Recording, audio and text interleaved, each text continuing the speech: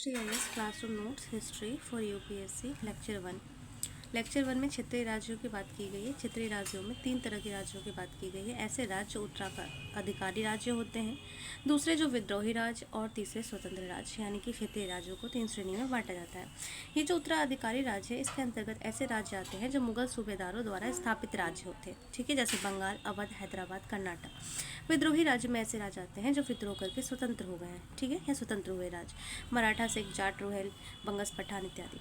अब स्वतंत्र राज्य के अंतर्गत पहले से स्वतंत्र राज्य आते हैं, जैसे आमेर राज्य, मैसूर, केरल। सबसे पहले बंगाल राज्य। बंगाल राज्य न केवल राजनीतिक रूप से महत्वपूर्ण स्थान रखता था, बल्कि आर्थिक रूप से भी यह एक संपन्न राज्य था, ठीक है, यानी राजनीतिक रूप से महत्वपूर्ण था, आर्थिक रूप से संपन्न राज्य था। यह कृषि की दृष्टि से उपजाऊ क्षेत्र था, क्योंकि इसमें यह क्या था, काफ़ी उपजाऊ क्षेत्र था, तो यहाँ का व्यापार भी क्या था, उन्नत था।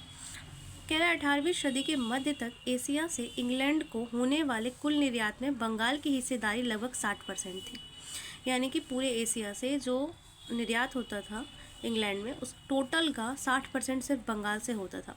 यहाँ से मुख्य रूप से चावल, काली मिर्च, रेशम और सोडा का निर्यात होता था। चावल का निर्यात होता था, काली मिर्च का होता था, रेशम का होता था और सोडा का निर्यात होता था। 1717 में मुर्शिद कुली खां ने बंगाल को स्वतंत्र राज्य के रूप में स्थापित किया। किसने? मुर्शिद कुली खां ने। कब किया? 1717 में। इसके पहले यहाँ प्रशासक था और उसने मुर्शिदाबाद को अपनी राजधानी बनाया, ठीक है। ये जो था, ये क्या था, इससे पहले ये एक प्रशासक था, ठीक है, और इसने जो है मुर्शिदाबाद को अपनी राजधानी बनाई थी। उसके बाद है, शासक बनने के बाद इसने बंगाल में विभिन्न नीतियाँ लागू की। कौन कौन सी नीति? किसानों को तकाबी ऋण प्रदान किया, इसने बड़े जमींदारों को प्रोत्साहन दिया, इसने राजस्व वसूली के लिए इजारेदारी व्यवस्था चलाई, इजारेदारी व्यवस्था लागू की तथा संग्रहण में 20% की वृद्धि की। यह मुगल बादशाह द्वारा बंगाल का नियुक्त अंतिम सूबेदार था, मुर्शिद कुली खां। इसके बाद वंशानुगत रूप से बंगाल के नवाब नियुक्त होने लगे, और इसके बाद क्या हुआ, नवाब नियुक्त होने लगे वंशानुगत रूप से। इसके बाद क्रमशः सुजाउद्दीन, ठीक है, इसके बाद कौन आया, सुजाउद्दीन आया, उसके बाद सरफराज आया, बंगाल का नवाब बना, और अंत में अलीवर्दी खां बना, ठीक है। मुर्शिद कुली खां, सुजाउद्दीन, सरफराज, अलीवर्दी खां। अलीवर्दी खां ने महावत जंग उपाधि धारण की, और ये जो अलीवर्दी खां था, इसने क्या किया था, जो अंतिम सूबेदार बना था, अंतिम नवाब बना था लास्ट में, वो उसने महावत जंग की उपाधि धारण की, और इसने मुगल राज्य से औपचारिक संबंध समाप्त कर लिया। यानी कि ये जो था अलीवर्दी खां, इसने मुगल से औपचारिक संबंध को समाप्त कर लिया। इसी वजह से इसे बंगाल का वास्तविक संस्थापक माना जाता है। किसे? अलीवर्दी खां को वास्तविक संस्थापक माना जाता है, ठीक है। और इसने किस उपाधि को धारण किया? तो महावत जंग की उपाधि को धारण किया। अब है, इसी के समय कलकत्ता में अंग्रेज और एवं चंद्रनगर में फ्रांसीसी प्रभाव बढ़ने लगा। इसी संदर्भ में अलीवर्दी ने यूरोपीय कंपनियों की तुलना मधुमक्खी से की। अब क्या कह रहे हैं कि इसी के टाइम पे क्या हुआ, कलकत्ता में अंग्रेज का और चंद्रनगर में फ्रांसीसियों का प्रभाव बढ़ने लगा।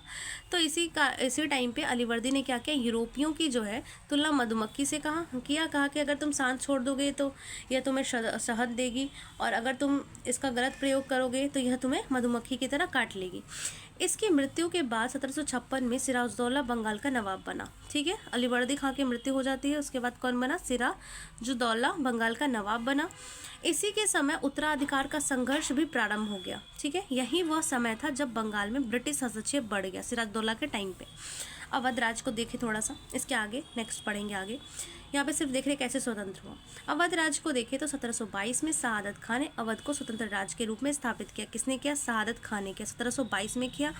इसके फैज़ाबाद को अपनी राजधानी बनाई, इसने बुरहान उन मुल्क की उपाधि धारण की, ठीक है। और किसकी उपाधि धारण की थी? बुरहान उन मुल्क की उपाधि धारण की थी। इसने अवध में 1723 में नया राजस्व कानून लागू किया था, ठीक है। 1722 में शहादत खां अवध का स्वतंत्र राज्य की स्थापना की, ठीक है। इसने राजधानी बनाया फैज़ाबाद को, उपाधि ली बुरहानुल मुल्क की, और इसने 1723 में नया राजस्व कानून लागू किया।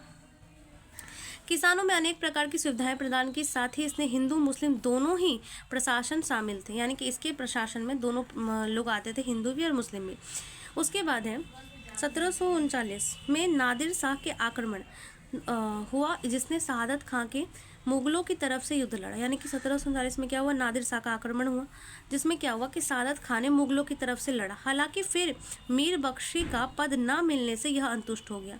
असंतुष्ट हो गया, यानी कि नादिर शाह के आक्रमण के टाइम तो ये मुगल के साइड से लड़ा था शहादत का, लेकिन इसको मीर बख्शी का पद ना मिला तो ये असंतुष्ट हो गया था। इसने नादिर शाह को दिल्ली पर आक्रमण करने के लिए भड़का दिया और गुस्सा होकर इसने क्या किया, शहादत खान ने दिल्ली पर आक्रमण करने के लिए भड़का दिया। यह बात सामने आने के बाद शहादत खान ने आत्महत्या कर ली और फिर सफदरजंग यहाँ का नया नवाब बना। और जब ये बात सामने आई तो उसने आत्महत्या कर ली और फिर सफदरजंग नया नवाब बना। नादिर शाह ने इससे 2 करोड़ रुपए लिए और फिर इसे पद की वैधता प्रदान की। इसके बाद अवध ने शुजाउद्दौला नवाब बना, यानी कि अवध का नेक्स्ट नवाब कौन बना, शुजाउद्दौला बना अवध में नेक्स्ट नवाब, ठीक है। और इसी के समय अंग्रेजों का प्रसिद्ध बक्सर का युद्ध हुआ, यानी यहाँ पे भी हस्तक्षेप शुरू हो गया अंग्रेजों का शुजाउद्दौला के टाइम पे अच्छा खासा। इसके बाद आता है हैदराबाद।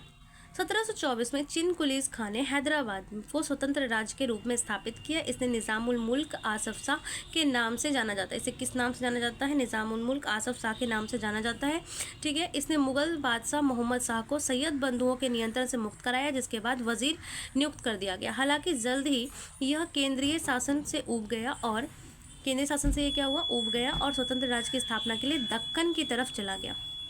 यह मुगल सूबेदार मुवारिस खां स्थापित था, ठीक है, जहाँ पे ये गया दक्कन के पास, जिसे 1724 में सूकरखेरा 1724 में